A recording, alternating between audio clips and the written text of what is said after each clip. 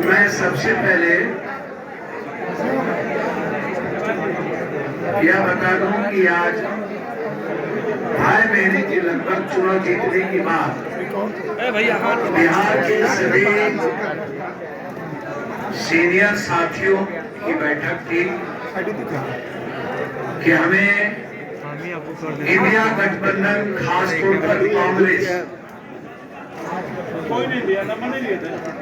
की विचारधारा के साथ पैसेंस रखते हुए जो महाराष्ट्र, जम्मू कश्मीर, झारखंड और हरियाणा का जो चुनाव है नवंबर के पहले,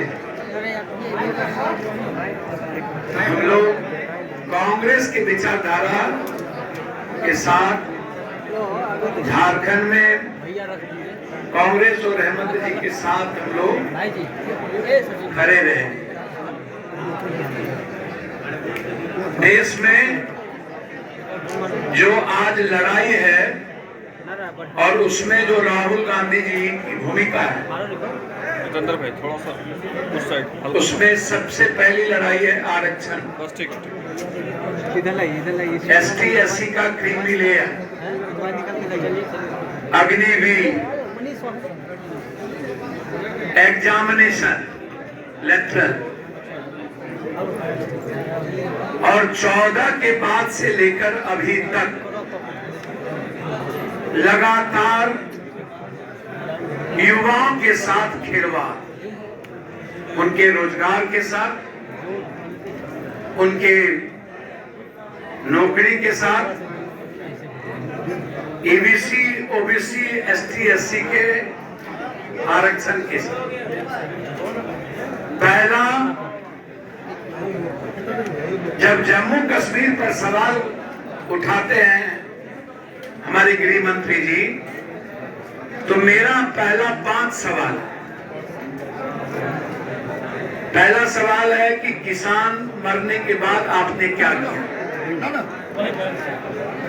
दूसरा सवाल है अग्निवीर के मुद्दों पर आपके वादे क्या हुए। तीसरा सवाल है युवाओं के रोजगार को लेकर आप, देश के युवाओं को आत्महत्या के लिए क्यों ले जा रहे हैं। चौथा सवाल है कि आरक्षण को नौकरी पेशा खत्म करके पीछे से वार करने की साजिश क्यों। सभी नौकरी खत्म हो रही है, बैंकिंग, रेलवे, अग्निवीर उसी का हिस्सा है। तो हिंदुस्तान के 124 करोड़ लोग पर हमला क्यों।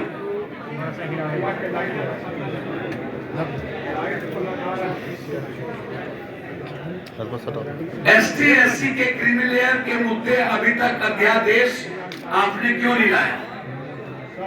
बिहार में 67% आरक्षण जिसको हाईकोर्ट ने खत्म कर दी, इस पर डबल इंजन की सरकार रहते हुए अभी तक अध्यादेश सदन में क्यों नहीं आई।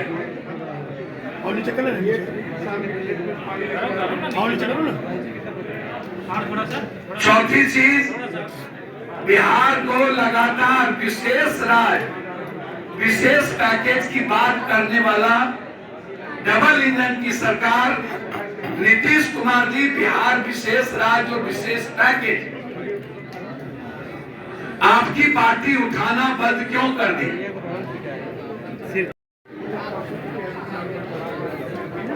छठा, भाई मेरे लगातार बिहार में, बिहार के 14 करोड़ जनता जो असुरक्षित है, अपराध और बलात्कार जैसी घटना लगातार पक्ष और विपक्ष दोनों मुख दर्शन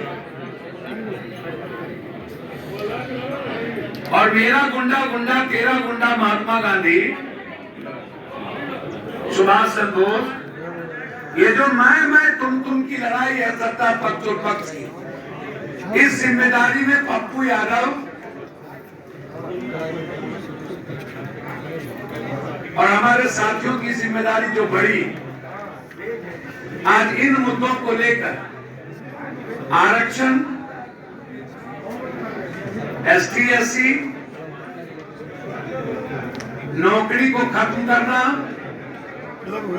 बिहार के विशेष राज और मगध और कोसी सीमांचल मिथिलांचल का विशेष पैकेज जो लगातार मेरे द्वारा 80 बार सदन में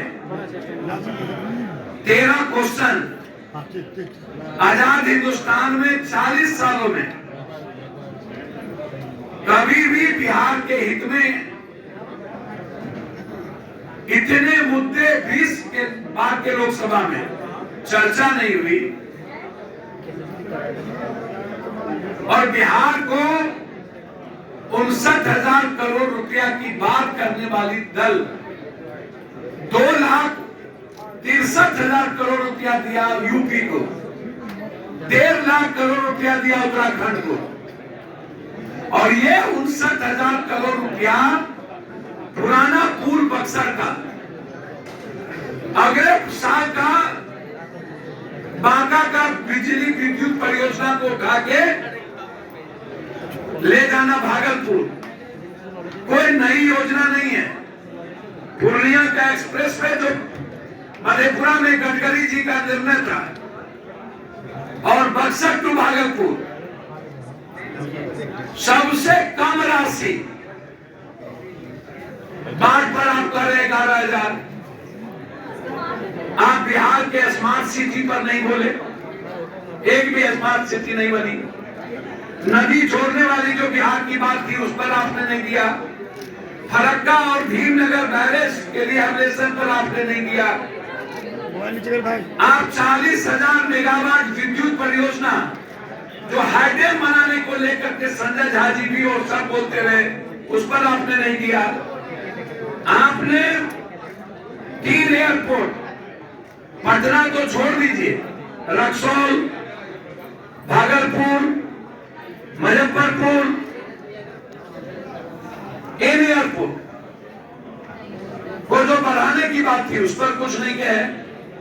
नए एम्स पर आपने चर्चा नहीं की, न तो बजट दिया। तो बिहार को आपने क्या दिया? एक सभी जगह 2-3 हाईकोर्ट बेंच है, बिहार में मात्र 1 हाईकोर्ट। लगभग 2-2 उपराजधानी पहले भी थी, रांची और यहाँ एक ही राजधानी है। तो बिहार को 59,000 करोड़ रुपया, आप तो मेरा जीएसटी भी नहीं दिए, विशेष राज भी नहीं दिए, विशेष पैकेज भी नहीं दिए, हमारे टैक्स का पैसा भी नहीं दिए।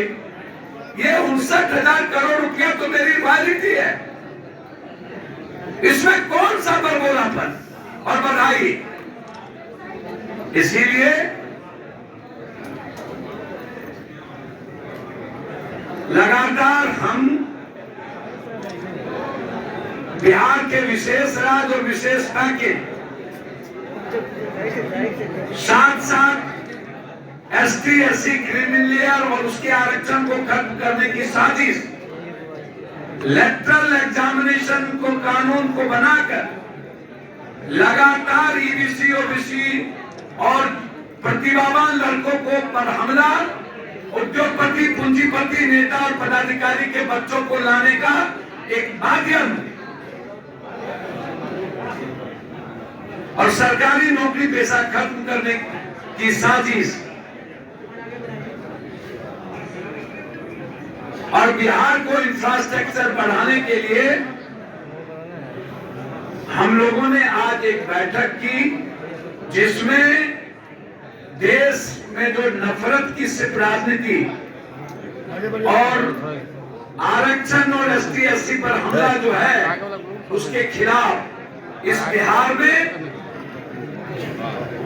दुर्गा पूजा छठ के बाद एक बड़ी संघर्ष और लड़ाई प्रत्येक पंचायत हम निकलेंगे।